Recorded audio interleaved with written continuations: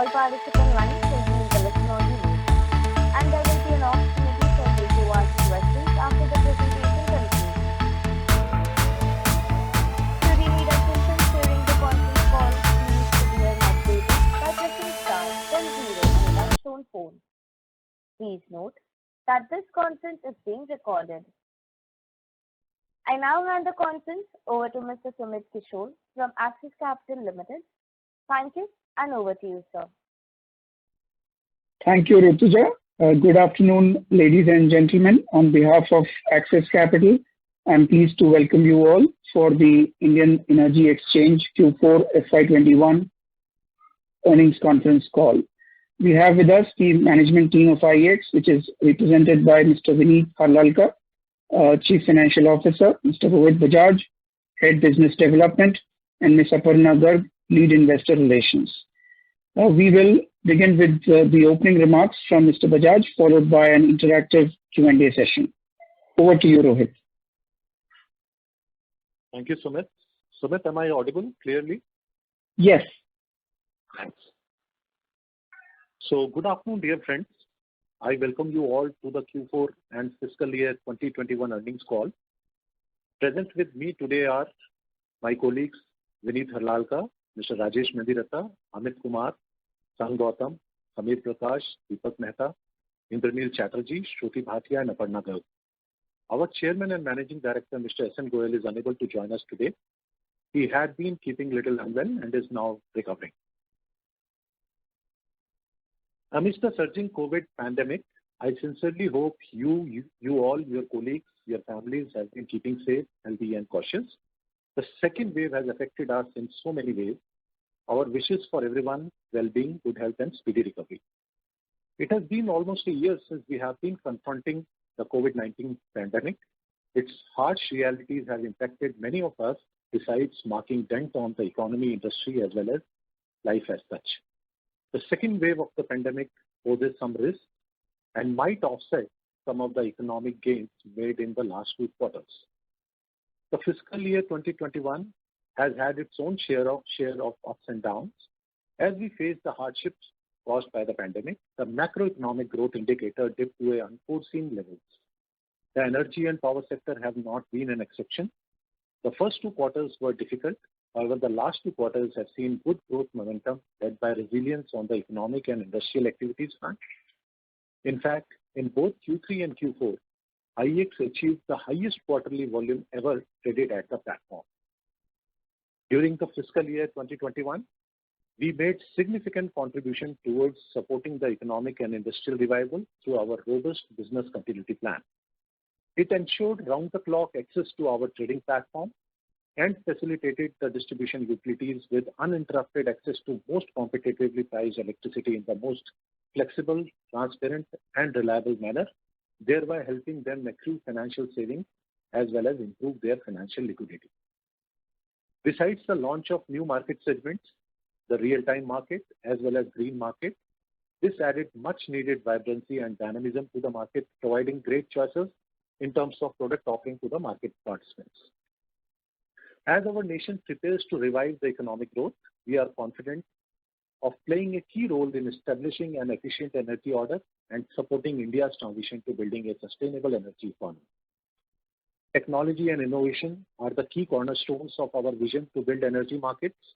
As a technology-led marketplace, we strive to integrate innovative technologies at both the trading and the enterprise IT levels to provide an intuitive, seamless, customer-centric, and best-in-class solutions to the market participants. Fiscal year 2021 had been an exceptional year for us in our journey of the last 12 plus years. We can say that the year was characterized by a digital transformation comprising several initiatives focused on technology and customer centricity.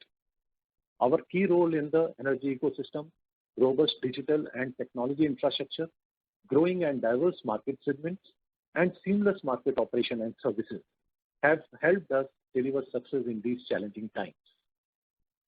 During the year, we strengthened and advanced technology, expanded IEX product portfolio with the commencement of new market segments such as green market and real-time markets, and also diversified our play with the energy sector with entry into gas trading through India's first authorized gas exchange, which is IGX, Indian Gas Exchange. The Indian Gas Exchange has subsequently onboarded several eminent strategic partners such as NSE, ONGC, GAIL, Adani Total Gas, and Torrent Gas as its key stakeholders. Our sectoral partners have a strong play in both upstream and downstream segments of the gas sector, while NSE, a global market leader with rich legacy, expertise, and experience in conducting operations at a large scale, should help IGX play a key role in developing India as a market-based gas economy. With the market participants warming up to the idea of competitive priced gas and several key policy and regulatory initiatives, we expect trade to grow at a faster pace in the coming years. Additionally, during the year, IEX also signed a licensing agreement with Multi-Commodity Exchange of India, MCX. Under the MCX, will launch electricity derivatives in the country using IEX price as a reference price. Of course, this is subject to approval from government and the regulators. Throughout the year, we engaged with customers through the outreach and capacity building efforts through series of workshops and webinars focused on electricity market, green market, as well as the gas markets. To build momentum in the gas market, we introduced an open auction format and also several market-friendly features, which have been received very well by the market participants. In Feb 2021, the CEA laid down the much-awaited procedure for approval and facilitation of cross-border trade of electricity, and we are pleased to inform that on 17th April 2021, we pioneered commencement of the cross-border electricity trade on exchange. In the mid to long term, our endeavor is to build a vibrant and integrated South Asian regional power market. Nepal is the first country to have participated in the day-ahead market on exchange, and Nepal has since been trading almost on daily basis. The trading volumes are likely to increase going forward. We also continue our proactive efforts to bring other grid connected South Asian countries such as Bangladesh and Bhutan. Simultaneously, we have also been doing the groundwork to advance our technology platform to support the lineup of upcoming new segments that include long duration delivery contracts and the integrated green day-ahead market. Our efforts are on these fronts, and invaluable support from our members, clients, partners, and employees have helped us navigate safely through the challenging times during the last 1 year. Continued encouragement and support from all our stakeholders has been key to delivering a great success, and we continue to be optimistic about the future growth trajectory. I will now share with you overall economic and industry update and how it played out for our business. The industrial and economic activities and thereby electricity consumption reduced over 23% during the initial month of fiscal year 2021, primarily due to nationwide lockdowns. In the subsequent months, with the relaxation in the restriction, manufacturing PMI that had dipped to the historic level of minus 57.3 in April 2020 rebounded to plus 58.9, the highest over the last 8 years. The industrial activity decelerated a bit in Q4 compared to Q3 FY21. However, it remained above 50. This has been a good sign so far and indicates the resilience and recovery of Indian economy. With the recovery in the economic activities, electricity demand and consumption improved. The electricity consumption had dropped by 23% in April 20 and remained negative for first 2 quarters. The phenomenal rebound was seen in Q3 FY21. In Q4 FY21, electricity consumption increased by 8.9% YOY. The national peak demand also met highest level of 189 gigawatt in the fiscal year 2021. As of March 2021, the installed power capacity at 382 gigawatt saw 3.3% YOY growth. The renewable energy capacity saw 9% YOY growth, with cumulative renewable capacity now at 94 gigawatt from an earlier 87 gigawatt in the fiscal year 2020. This considerable growth in green power reiterates the fast-paced energy shift that has been underway and an increased impetus on building a sustainable and decarbonized energy economy. During the fiscal year 2021, IEX witnessed increased participation from the market participants given its robust value proposition of most competitive price, besides the flexibility, transparency, and no counterparty risk in the power procurement. This was also reflected in the increase in share of exchanges in the short-term power market, which has increased from 40% in the fiscal year 2020 to 54% in the fiscal year 2021. This is a significant jump of 14% in just 1 year. Most importantly, power exchanges now contribute about 6% of the electricity consumed in the country. This was 4.4% in the last fiscal 2020. Therefore, the exchange market has seen accelerated pace of growth in the last fiscal year. On the policy and regulatory front, the government introduced many futuristic initiatives to support the revival of power sector, with an objective to revive the viability of the distribution segment, especially from the perspective of DISCOM's financial health. The Power Ministry came up with the Electricity Amendment Bill 2020, proposing amendments to the Electricity Act 2003 with an aim to unleash distribution reforms such as de-licensing of distribution business and facilitating competition in the power distribution and supply. This was followed by FM's announcement in the Union Budget 2021-22 to introduce revamped reforms-based result-linked power distribution sector scheme. This is set to be launched with an outlay of rupees 3 lakh crores over 5 years. Further, to encourage better efficiency through increased competition within the distribution segment, government will introduce electricity connections portability while giving consumers the power of choice. In December, the Ministry of Power also introduced a proposal enabling the distribution utility to exit the power purchase agreement after completion of the term of agreement. This initiative will accelerate utility procurement, besides increased sale of power by the generators on the exchange platform. Another key development from consumer perspective was notification of Electricity Rights of Consumer Rules 2020. This was a significant step that aimed at streamlining and enhancing the quality of electricity supply and services being provided to consumers across the country. More recently, the government has also issued the Draft National Electricity Policy 2021, which underlines the most pertinent issues of power sector with key focus on areas such as promotion of clean and sustainable generation of electricity, development of adequate and efficient transmission system, revitalization of distribution utility, as well as the development of efficient power market through an increased role of markets, aiming at market to represent 25% share by FY24.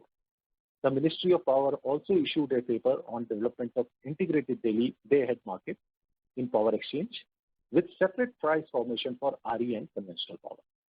Some of the important regulatory initiatives to deepen the power market were PRC Power Market Regulation 2021, which allows introduction of electricity contracts beyond 11 days, notification of procedure on cross-border electricity trade, merit order dispatch and power purchase optimization regulations by some state regulators. On the gas market front, PNGRB introduced the gas exchange regulation in September 2020. Another important step that would help the development of gas market was the simplification of the pipeline tariff structure by PNGRB.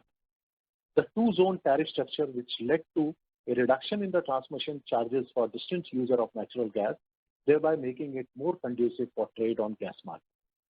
PNGRB has also notified final regulations regarding access code of CGD entities post-exclusivity period, wherein 20% of the pipeline network will be available for open access. Another important development was PNGRB notifying the imbalance management service regulation. These developments together will help increase competitiveness in the market and increase the consumption of natural gas in the country. On a standalone basis, now I'll talk about financial and business performance. On a standalone basis, revenue for the quarter grew by 28.3% YOY from rupees 79.4 crore in Q4 FY20 to rupees 101.8 crore in Q4 FY21. This largely attributed to an 41% increase in transaction revenues. For the fiscal year 2021, this growth was 20.3% YOY, with revenue at 357.4 crores for the year.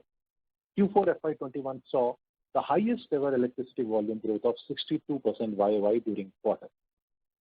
Also, fiscal 2021 saw the highest ever yearly volume of 73.9 billion units traded at the exchange since 2008, since inception, resulting in a growth of 37.3% in electricity segment on year-on-year basis. The growth was driven by the competitive power prices, creating traction with the distribution utilities as well as industrial consumers, growing consumption of electricity, availability of adequate domestic coal, and that too at a competitive price, along with the commencement of new and much awaited market segments such as the real-time market and green market. The day-ahead market saw an average market clearing price of rupees 2.82 in the fiscal year 2021, which is about 6% lower than the previous year price. Low power prices and ample sell-side liquidity throughout the year helped the distribution utilities and industrial consumers to optimize their power procurement and maintain good financial liquidity amidst the COVID time. The real-time electricity market commenced trading on 1st June 2020 and has received an incredible response from all the market participants. The market crossed 1 BU mark for 4 consecutive months, that is from December 2020 to March 2020. In fact, in March 2021, it saw the highest ever monthly volume of 1.4 billion units on a cumulative basis.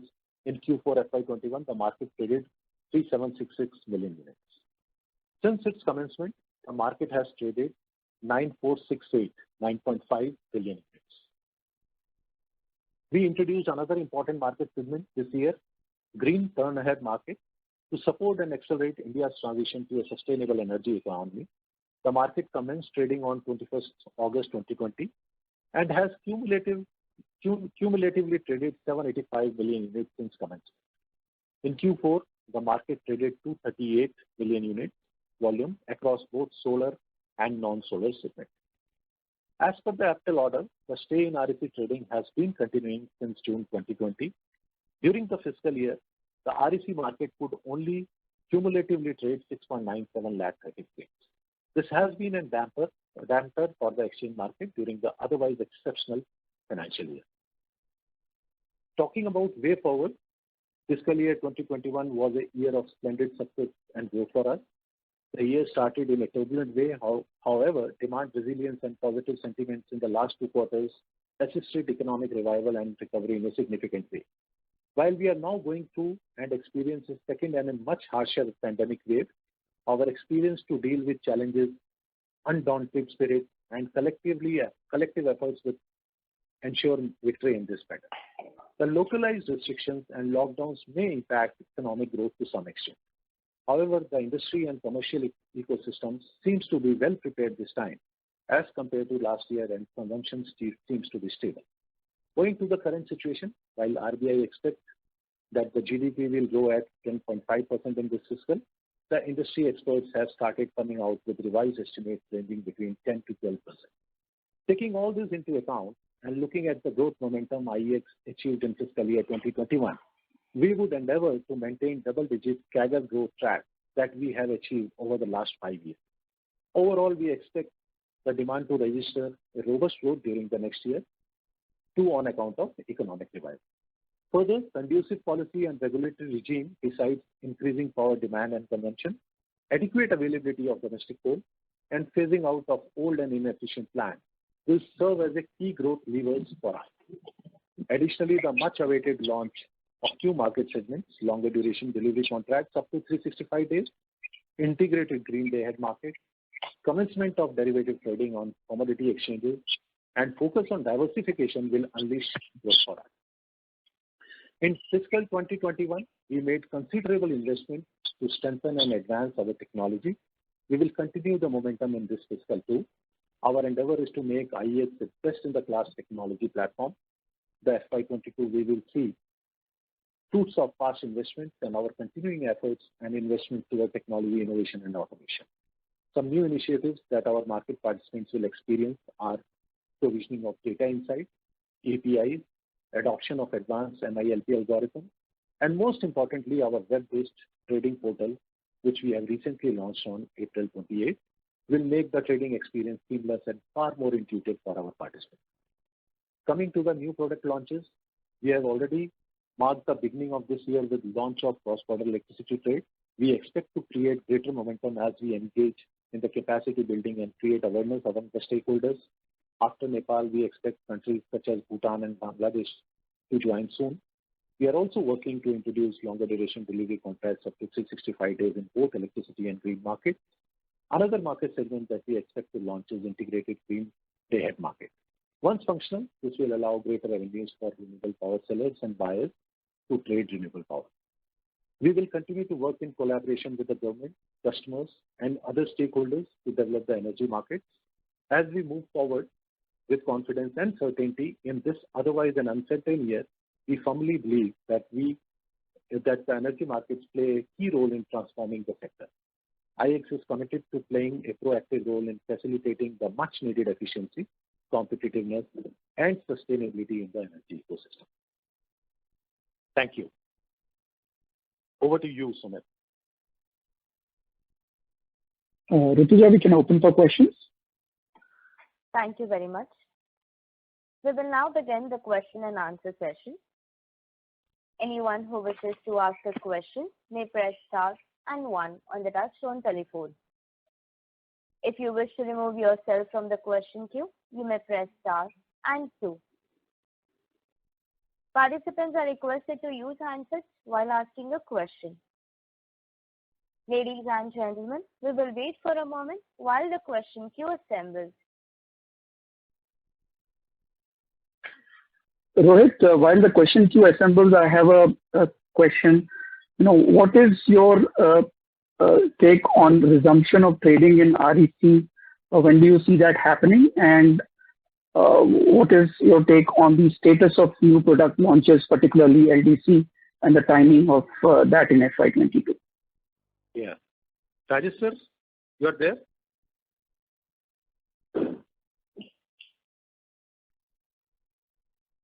Yeah. So, Sumit, to answer your first question, which is about resumption of REC trade. See, in fact, APTEL has given multiple dates in the month of April where they wanted to do hearing on continuous basis. Initially, they came out with the 3 dates in the month of April, and they wanted to do it on a fast track basis so that in a month or so time, the REC trading can be resumed. But now the recent development is on the last date of hearing, which was 28th, because of COVID situation again, the new date given by them is July 14, so which is again 3 months away. So this is little bit setback, I would say, because we were expecting it to start somewhere later in the Q1 itself, but now it will surely go to Q2. So resumption will not happen till Q2. But since REC is one segment where you have to fulfill your obligation on annual basis, and since last year it was not trading didn't happen, so all the RPO has been carried forward to this particular year, and even we might start little late, but as and when it will start, all the participants, both distribution company as well as consumer, they will try to fulfill their entire past obligation, which is for FY20 also, FY21 also, and FY22 also. So though it is being pushed a little because of this pandemic situation, but we are hopeful that by Q2 end it must start. So similar is the case with e-Search market, energy saving certificates, because we were expecting it to start somewhere in Q3 FY21, but for again on similar reasons because of pandemic, it also got pushed. So same for energy saving certificates, we are expecting it to start trading somewhere in the Q2 FY22. So that was your first part. Can you please repeat your second part of the question? Yes, I asked about the status on the new product launches and when, particularly LDC, when can we expect it to happen this year, and what volume to expect in this market? Okay. So LDC is another segment which we are very excited about, and here we have already filed petition with CERC. This we filed about 6 months back, long time since we have filed it. But only thing which is blocking introduction of this new product is the settlement has happened between the two regulators, which is SEBI and CERC, but they have to withdraw case from Supreme Court, decade-long case which is pending there in the Supreme Court. They have to withdraw that, and once that is withdrawn, our petition will be taken up for hearing, and then we will get approval. So our expectation is after the Supreme Court withdrawal, we expect 2 to 3 months for the purpose of launching this new contract, which is longer duration contract. So suppose this happens somewhere in end of Q1 or early Q2. So by Q2 end or early Q3, we should be in a position to launch this particular product. So from our side, technology readiness is there. Petition we have already filed. So nothing is stopping us from this. The only thing is regulatory bottlenecks are there, which is taking a little more time. It is taking a little more time than our expectation. That's one. You also asked about volume. So here on annual basis, about 25 to 30 billion units are traded under this particular forward contract platform. Today, most of these transactions are done through the platform. We expect if we go by the similar volume, 30 BU potential is there in this particular segment. And depending on our launch in current fiscal, we would like to capture some of that volume. Yeah, thank you, Rohit. I was on mute, so I could not take question, but you covered very well. Thank you. Okay, sir. Thanks. Rituja, please take the question from the line. Thank you. The next question is from the line of Navneet Kumar from PN Capital. Please go ahead.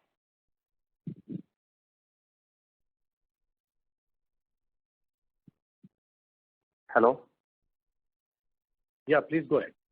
I'm audible. This is I'm Mohit Kumar, DM Capital. Sir, a few questions, sir.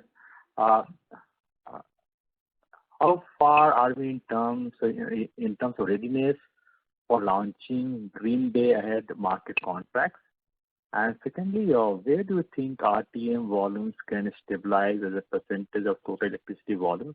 While we had a very, very good year, FY21, but how far it can go up as a percentage of total electricity volumes in short to medium term?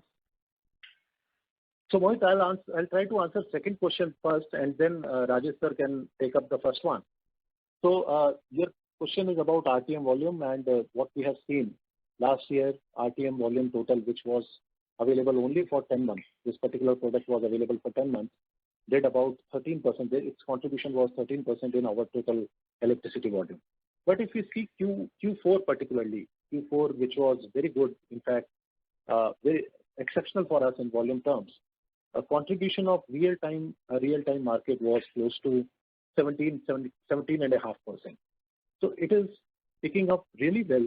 We are seeing increased participation coming from almost all the segments, which includes distribution utilities as well as open access consumers.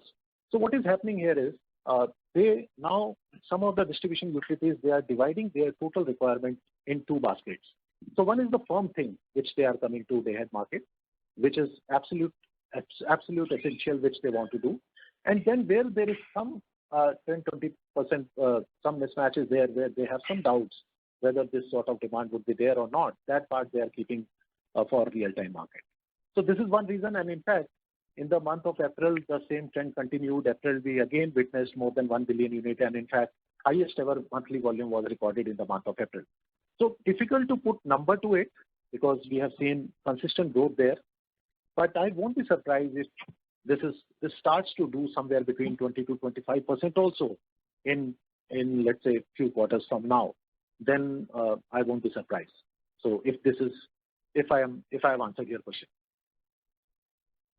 Yeah, for the first part, Mohit, GDAM is like something which we have been pursuing long with CERC. Earlier we had applied for GDAM, but it was rejected in 2018. But now again, the ministry is very keen to launch this GDAM market.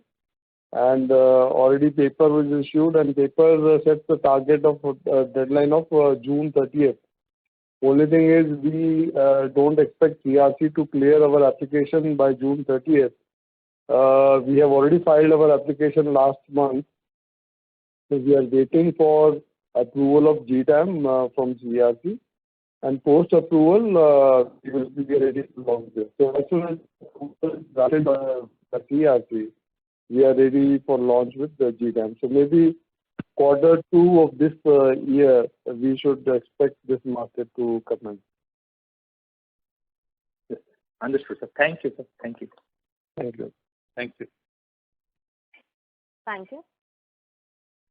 The next question is from the line of Gokul Maheshwari from Avriga Capital. Please go ahead. Yeah, thank you for taking my question. Sir, RTM market has done really well for us, and the market share gains have come from largely the bilateral market and not from the DSM. So could you just comment on how can we really capture more share from the DSM market? Secondly, just on the second question is on the REC, this thing. Just wanted to reconfirm that the customer segments will have to make up for the FY21 volumes as well. So if you could just confirm that as well. Thank you. Yeah. So for REC segment, yes, they have to make up for the FY21 volume as well, because this RPO calculation is done on annual basis in most of the cases. And in certain cases, carry forward is allowed. In some other cases, it is not allowed. But then there was no option available. You have to make up for that in the subsequent year. So most of that will get converted into FY22. Now, to answer your first part, which is about RTM. So there is no shifting which has happened from bilateral market to RTM. No, because these are two very different time frames. These market operates in very different time frame. When we talk about bilateral market, it is normally 1 month and beyond, right? So when those who are participating in real-time market, they are doing it on the basis of their balancing requirement, their correction in forecasting, where they have gone wrong on day-ahead basis. That correction they do in the RTM market. So no relation between the two. But as far as DSM is concerned, a lot of shifting has happened. So if you see absolute number of DSM, you will not find major change there. But if we do some deep analysis of DSM number, we have seen that a lot of quantum has shifted from DSM to this. What happens in DSM is when you are overdrawing from grid, there are various slabs where suppose you are drawing more than 12%, then there is a 20% slab penalty which is applicable. Up to 12%, nothing is applicable. You have to purely pay on the basis of DSM prices. And suppose we are going beyond 15%, then 40% is applicable. And after that, 100% penalty is applicable. So what we have seen in most of the cases, there are certain states which are overdrawing. Their penalty portion, the quantum they were overdrawing and paying high penalty, that has gone down. So that quantum has shifted to RTM market. I can quote some more examples. We have seen in many cases where all of a sudden there is a shift, there is a tripping of one big state plant. So we have seen in case of many states, particularly Chhattisgarh, 2-3 times, all of a sudden there one plant which was running at 600 megawatt got tripped for some reason. And this state was participating in RTM in a very big way. So to make up for the loss which has happened on account of this plant going off bar, they had no other option but to come to RTM market. So had this market not been there, they would have been dependent on DSM market. Their DSM, they would have paid very high penalty by overdrawing from grid. So as per our analysis, a lot of shifting has happened. Only thing is absolute number has not gone down. To the extent there is no penalty available, states are still drawing, and which is right also. There is no harm in that. As long as you are paying pure normal DSM prices, it is okay to overdraw to that limit. Okay. And lastly, just on the dividend, your payout, I mean, the company is sitting on around 600 crores of cash. Could you just comment on your dividend payout policy, especially given that investments are largely done with the IGX as well, and there are no major capital investments? So is there a firm dividend payout policy? I would request Vineet to take up this, please. Yeah, thanks, Rohit. I'd like to inform that we have a dividend policy, and as per the dividend policy, the company does individual that 50% of the profit should be distributed in the form of dividend. And keeping in that line, in the January itself, in the last quarter, the company paid a dividend of 250%, 2.5 rupees per share. And considering that, because this time, because of the COVID uncertainty, the dividend was not declared. But definitely it was on the card. So when we go with our annual report to the shareholder to the HM notice, definitely we may see some dividend portion. Regarding the 600 crore line of funds, you will see the exchange business is a bit of different business. So there's a lot of companies get the deposits on the funds. So those funds are lying with the company. If you look at the overall shareholders fund, that fund will not be that significant in comparison to the overall fund. And company invested the money in the IGX, and they're also exploring a lot of other opportunities because the way the platform market and the way the sector is booming. So we are definitely looking at it, and at the whatever the call the boards and the management is feel, they will take the ultimate for the whatever the value, the best value interest of the stakeholders. Great, sir. Great. Thank you so much and stay safe. Thank you. Thank you. Thank you. Thank you. The next question is from the line of Devansh Negotia from SIMPL. Please go ahead. Yeah, thanks for the opportunity and congratulations on a very good set of numbers. Sir, just one re-clarification on LDC and derivatives contract. So in the interview today, we expressed that there was a positive development, but currently you highlighted that the matter has been settled, but the case has not been withdrawn. So I'm just not able to understand what has really changed here from the past. So nothing changed in last quarter or last few months, I would say. See, what we are saying is the settlement has happened. Now, there is absolute clarity amongst both the regulators, which is SEBI and CERC in this particular case. They have drawn line what falls under whose jurisdiction. Only thing is this settlement has to be vetted by the court because this is pending in Supreme Court for almost 10 years now. So this is very close to resolution now. Only thing is they have to file one joint application for withdrawal, which they have already filed. But the problem is, for some reason, because of COVID, only very pressing matters are being up at Supreme Court level. So in the past, we have seen many dates were given, and for some reason, all those dates were, the hearing didn't happen on that date. It is just one hearing away from Supreme Court where the final order will come and the settlement done by regulators and ministries will be acknowledged and will be authorized. So nothing changed. Only thing is we are waiting for Supreme Court to come out with the order so that the doors can be opened and finally these contracts can be launched. Okay. And in case of green term market, I mean, there has been an increase in the momentum recently. So is it because that the summers are there, which keeps the liquidity in from the side of the generator on a higher side? So is there some seasonal effect or something has changed structurally here? Yes. So it's a combination of both the things. We have not many sellers today who are actively participating here, and some of the state utilities are also there. So some southern state utilities are actively participating, and their own demand has gone down. So when their own demand has gone down a little, they have huge surplus quantum which they want to sell, and they are bidding that at our platform. That is number one. And second important thing is when we launched this market in August 20. So August 20 is normally a time when your wind season is over. In India, we have wind generation starts to pick in somewhere in May and it peaks somewhere in June, July, August, and after that it reduces again. So last time we could not take advantage of wind season because by the time we launched this contract, not enough wind generation was there. This time we are rightly placed, and initial 5-6 months this volume should be very high because solar, which is largely available throughout the year, wind is something which is available only mostly in the H1. So that is another reason why we are seeing some traction. Okay. And amongst the generators who have not tied up with PPAs, what is the percentage of the generators we are able to tap on the exchange currently for trading of GTAM and what are the constraints for the generators who we are not able to tap and who are still not tied up with the PPA? So for all the renewable plants, you will find that all the renewable generators, they have some sort of arrangement with either with the consumers or with the distribution company where they are supplying under certain terms and conditions.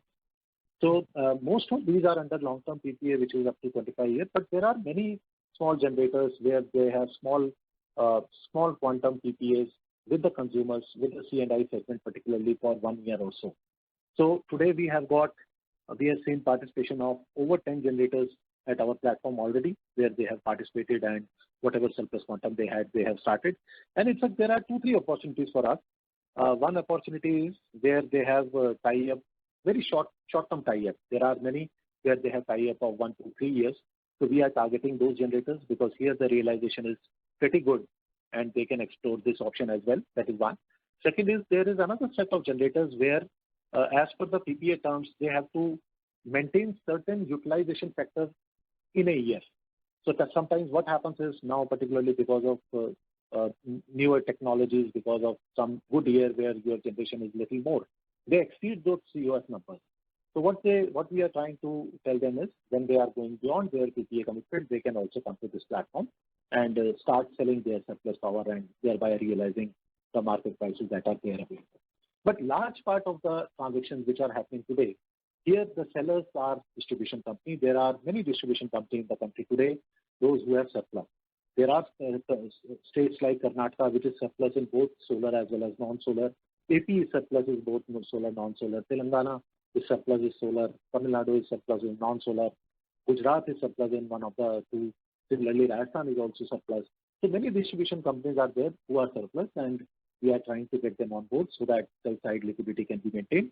And on the buy side, there is no dearth of demand because since REC trading is not happening, most of these buyers they are willing to buy green energy itself for the purpose of meeting their RPO, and prices are also quite decent, very competitive price. Power is available. And sir, in case of cross-border, the existing volume that we highlighted was 18.07 billion units in FY21. So what percentage would be up to 11 days and 11 days to 1 year and 1 year and above? So the 18 billion units that you mentioned, the opportunity size of? No, 18 billion unit is never an opportunity size for CBET. You are talking about cross-border trade, right? Yes, cross-border, yes. Yeah, so cross-border trade that we have started recently, about a month back, where we have seen participation from just one entity, which is Nepal. And participation has been quite decent. Some days we have seen overall participation going up to 5% of our day-ahead market. And it is ever increasing and they are meeting their requirement depending on their demand-supply situation.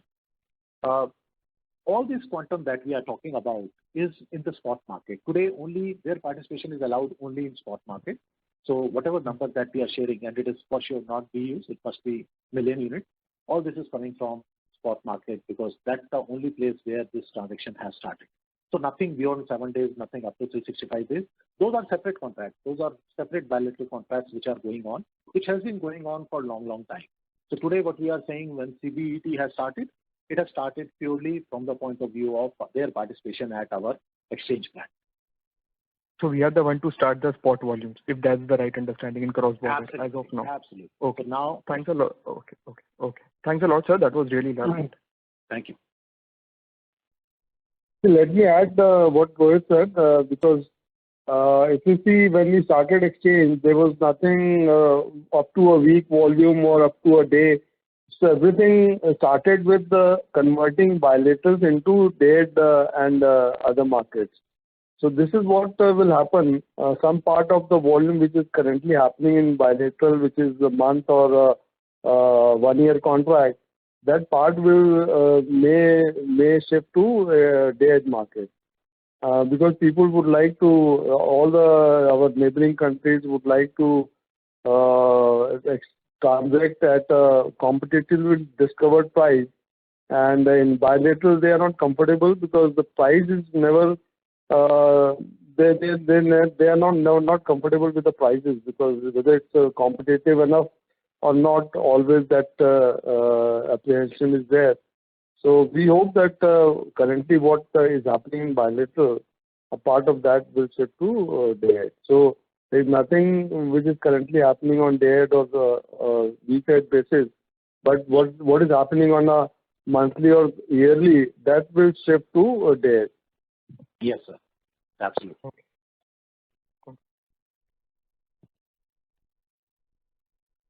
Thank you. The next question is from the line of Kunal Kanvi from Banyan Tree Advisors. Please go ahead. Hey, hi. Thanks, Rohit, for the opportunity and congratulations on the set of numbers. Thank you. So my question was again on the DSM market. So you had highlighted in the previous participant question that we are seeing a shift in terms, because what I remember that, we launched RTM as a product to make sure that there is a shift from DSM to the RTM. And you also highlighted that we are already seeing that, shift. However, when you look at the absolute numbers, you don't see that at all, right? You're continuing to see DSM volumes to be there where it were. In fact, they are, in your presentation, you would highlighted they are 1% up from last year, right? On a 9-month comparison basis. So then it doesn't tie up. Whereas when you look at the bilateral market, there you see a significant drop in the volumes.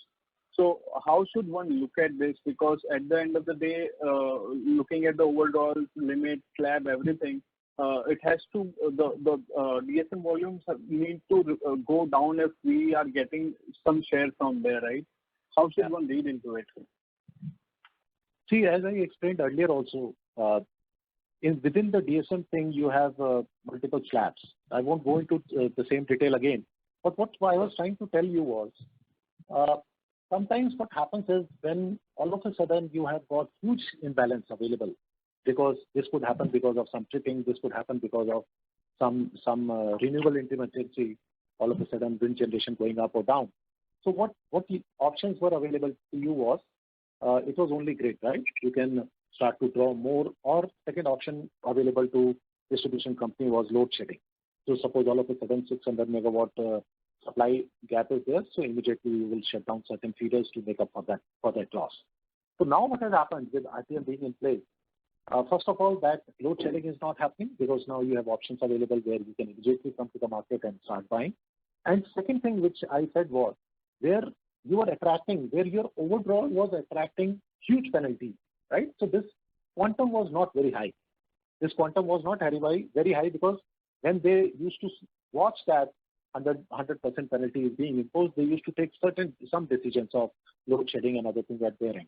So what has happened is, Rohit, probably his question is still not being answered. What he says, finally the numbers should reflect the shift, but numbers are not reflecting the shift.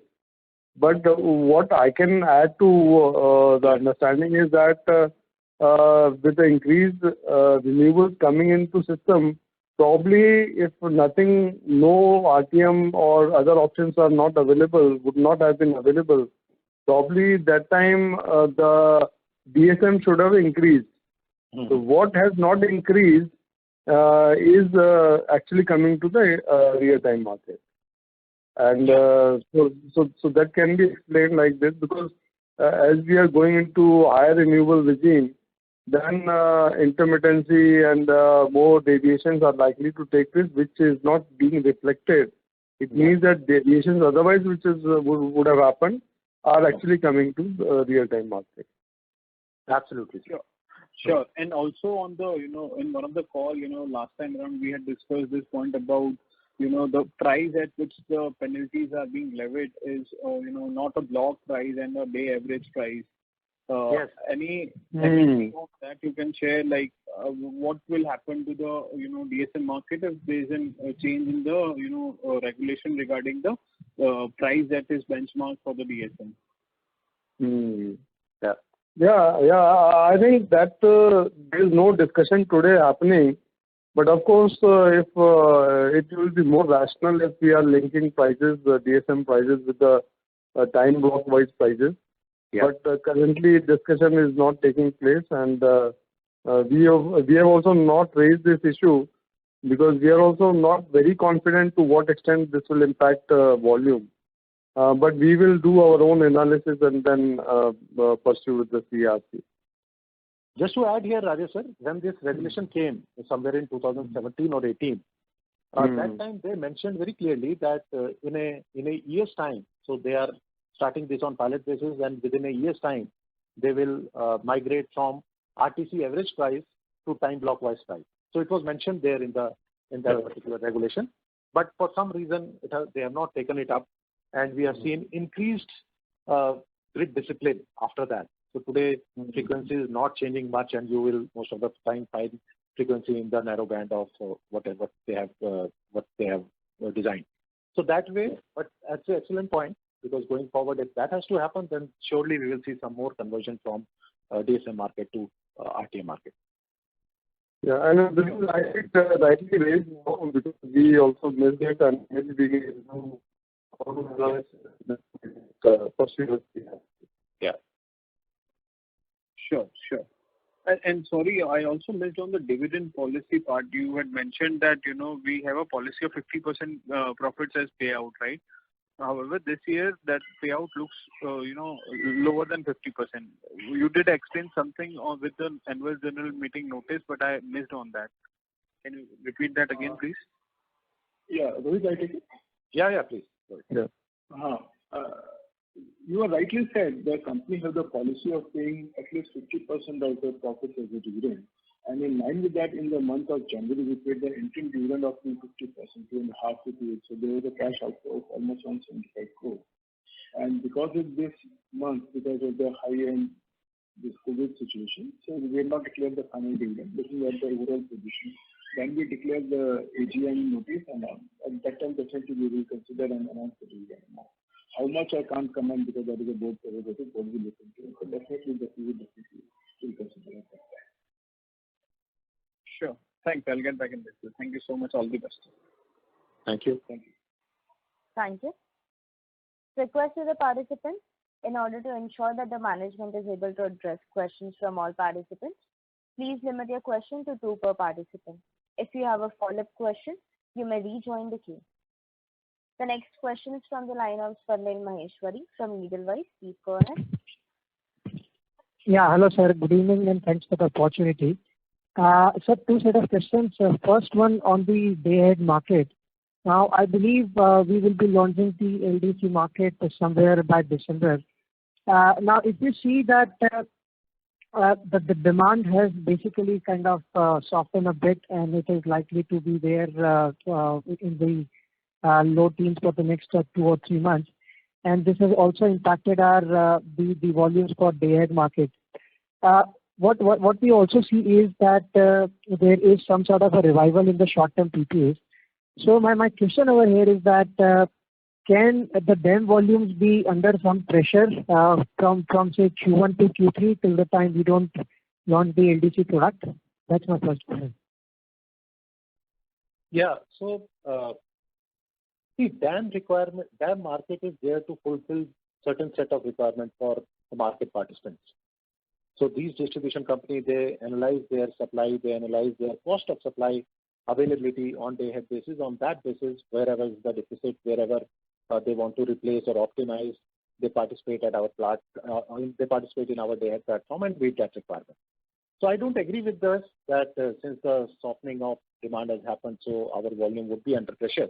As I can recall, last year in the month of May, volume was down. Overall demand was down 15% YOY.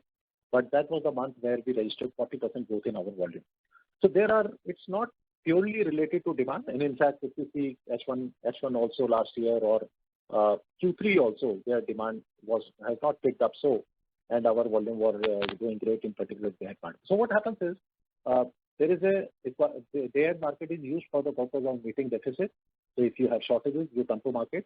And second important thing is when the cheap power is available in the day-ahead market, many distribution companies today, they start to back down their own generation and come to this market to optimize on their power cost. Similarly, if the prices are down, if there is ample availability in the market, we see a lot of C&I participation increasing, and when the prices are down, their break-even, their viability increases and they participate. So no reason for us to believe that going forward for let's say next quarter 1 to 3, we are expecting day-ahead market to be under pressure. LDC is a different segment altogether. So we do have bilateral market, which has been functional for so many years. In fact, it started much before exchange, and this has been doing decent volume year on year.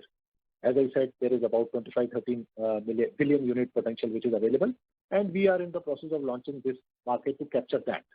So it's not that we are expecting some shift from here to there. Both the markets are independent market, and this is as per the global standard.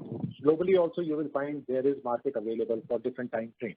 Market is available for annual buy, quarterly buy, monthly buy, day-ahead buy, real-time buy. All these markets are as per the standard design which has been adopted by almost most of the countries globally. That's a fair point. My just limited understanding was that we are unlikely to go back to 200 million units per day kind of volume that we saw in Q4 specifically. That was my limited point. Because the demand is softened and then there is a revival of short-term PPAs also. So that was my limited point. And hence, in isolation, on an absolute basis, the DAM volumes will be strong, but maybe since we have a base effect also, I was talking more from that perspective. So that's it. So the second question is on IGX actually. So we have actually, almost sold now closer to 45% stake. and there is actually no price discovery, and we appreciate the fact that this was on account of to fend off the competition clearly.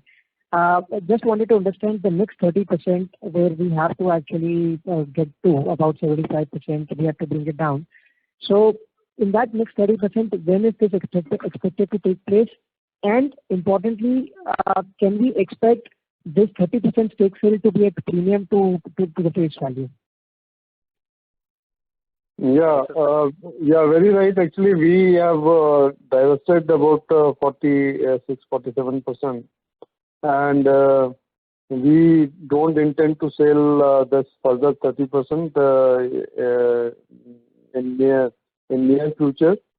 So we still have to take a call that when we will be doing it and at what premium that will be done.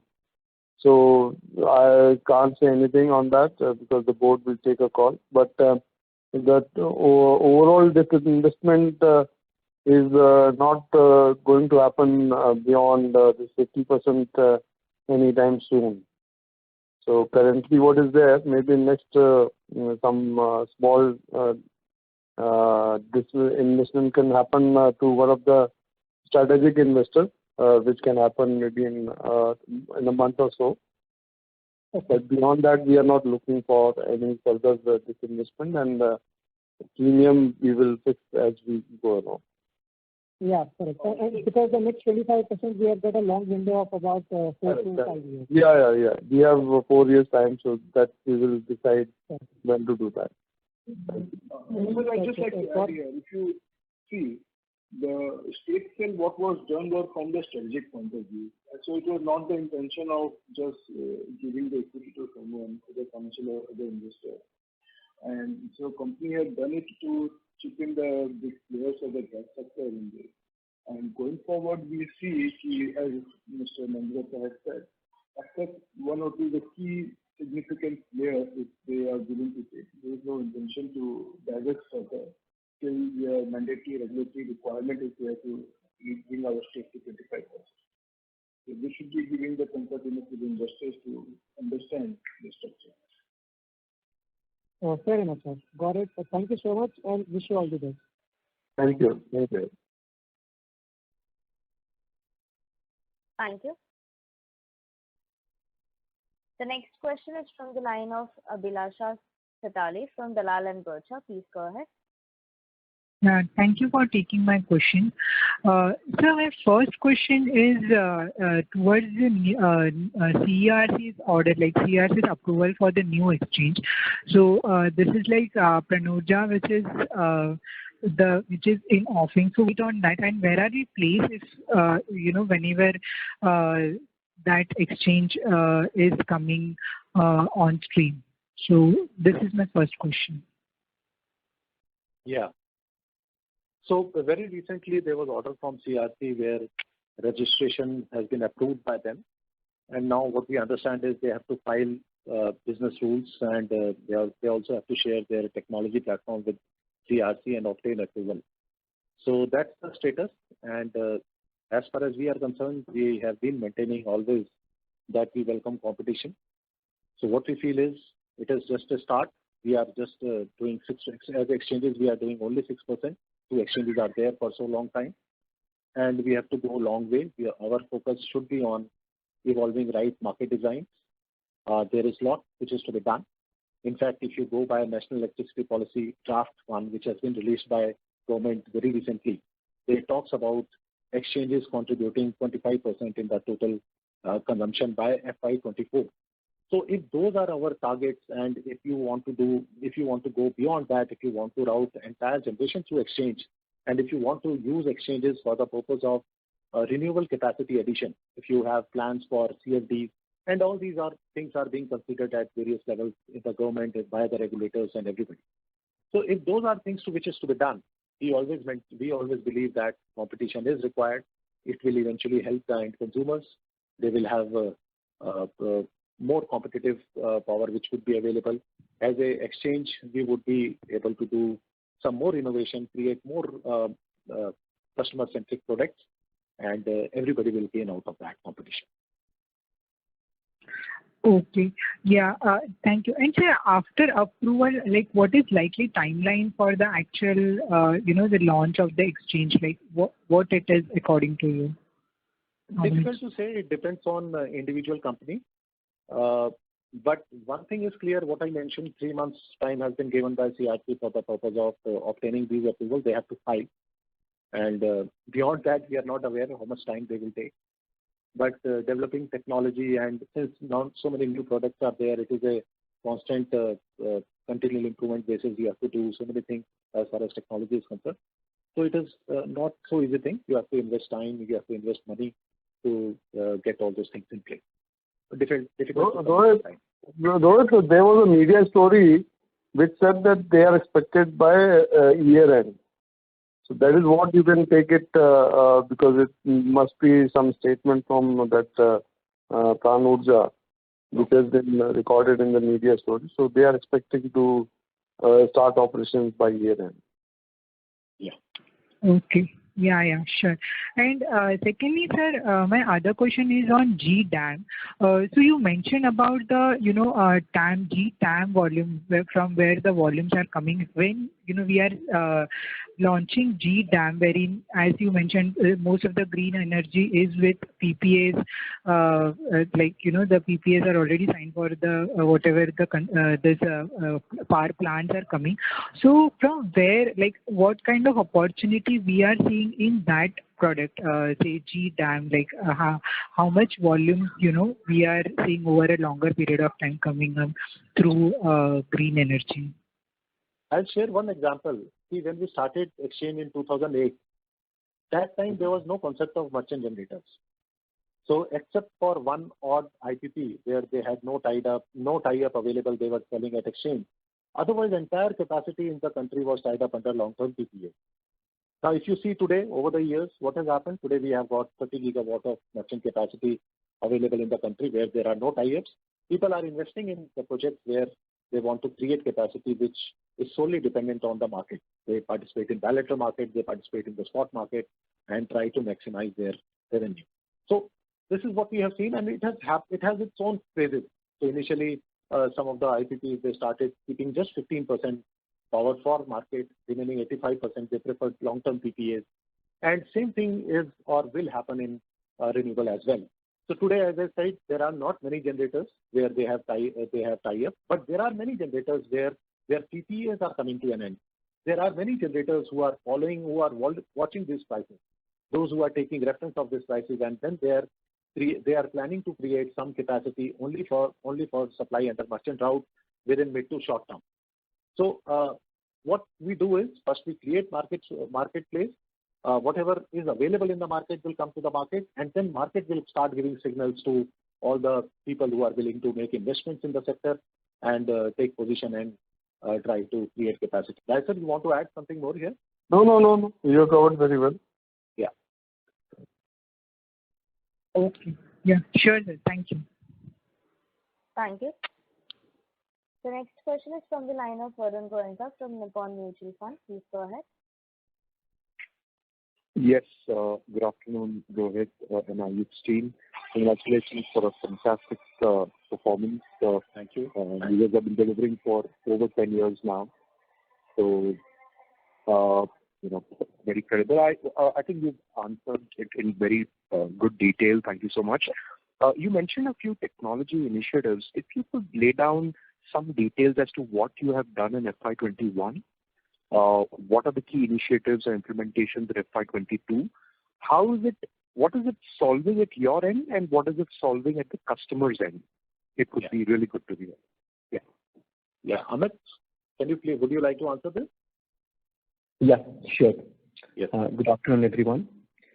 So, regarding the technology initiatives that we have taken in the last financial year, so some of the key ones. One is that we launched automated bidding option for the customers through the application programming interface. So with the launch of real-time market, where the customers had to do bidding 48 times during the day, it was important to drive the growth and adoption of real-time market to provide customers with an option to integrate their systems directly with our systems through a API so that the whole bidding process can be automated. And that is something we launched right from day one of the launch of the real-time market. And some of our large members are already integrated to this automated API bidding solutions, and almost close to 60-70% of the cleared volume in real-time market actually is for the bids that gets placed to the automated API bidding model. So that is one of the options that we did. The second option was we continuously, from a product and technology perspective, we are innovating and identifying how we can make the whole process seamless and easy for customers to interact with with our exchange platform. So with that objective, we also looked at an opportunity wherein we can provide customers with an option of auto forwarding their uncleared bids of day-ahead market into term-ahead market. So for example, as we know that once the day-ahead market ends, post that customers have an option of placing uncleared bids into the day-ahead contingency market. And the existing process was that if there is uncleared bid, then they have to then create the bid for placing in the day-ahead contingency market and place that bid manually. So we built a solution which was an option of automating this whole carry forward of an uncleared day-ahead market bid into a day-ahead contingency market, and if it doesn't get cleared in the day-ahead contingency, it gets carried forward to the intraday market. So customer had that option to take up that option as well. So those are one or two examples of solutions that we provided, which eases the bidding experience for the customers. Then, in addition to that, we also introduced some of enhancements that enables easy view of the existing bid. So for that, we introduced a dynamic market watch functionality in the term ahead market, which enabled customers a very, very easy view of the active bids which are present in the market, so that based on that, for the continuous matching products, looking at the dynamic market watch, they can plan to put in bids and at the right prices to do the matching. So that is another example of a customer-facing initiative that really helps the customers. In addition to that, we have built in a lot of automation of some of the existing processes, which helps us provide a much more faster outcome to the customers. One of the examples being we have done a lot of automated integration with our clearing banks, which now enables us to provide payment credit even 3 to 4 hours faster than what we used to do earlier. So which means that we are earlier on, most of the time the credit used to happen in the second half, and now we are able to do that credit in the first half itself, so that customers who want to utilize that money to invest in the funds or any activity, like there are a lot of afternoon funds which have afternoon cutoffs, they have the money right in the morning for them to use it for the investment and other working capital needs. So these are some of the examples of automation that we have done and technology that we have used to enhance the customer experience. And so that is from a customer perspective. And then there are a lot of process automation that we have done within our internal company processes, which makes our company internal processes much more effective. We have done a SAP rollout within the organization, which makes a lot of internal processes much more effective. There are a lot of business process automation that we have done, which makes the whole market operations processes, through which we provide the registration and the scheduling and the clear settlement facilities to the customers. That becomes much more effective.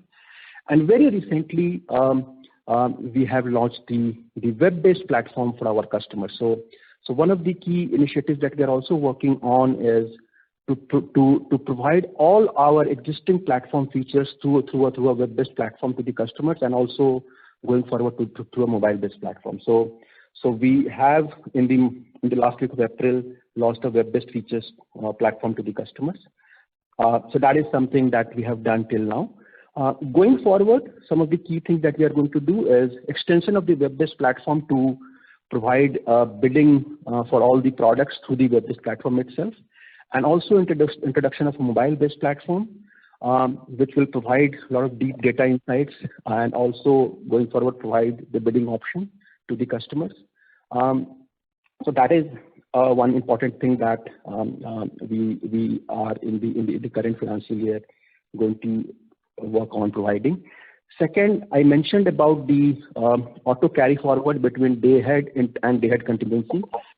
We are, with the success of that auto carry forward functionality, we are working on building a auto carry forward integrated pipeline for all the different product segments, so that customers could have the option of using the auto carry forward functionality to carry forward. Like, just to give example, suppose a customer wants that a bid placed in the existing green term ahead market, if it doesn't get cleared, let's say it's a sell bid, it should automatically move to the real-time market.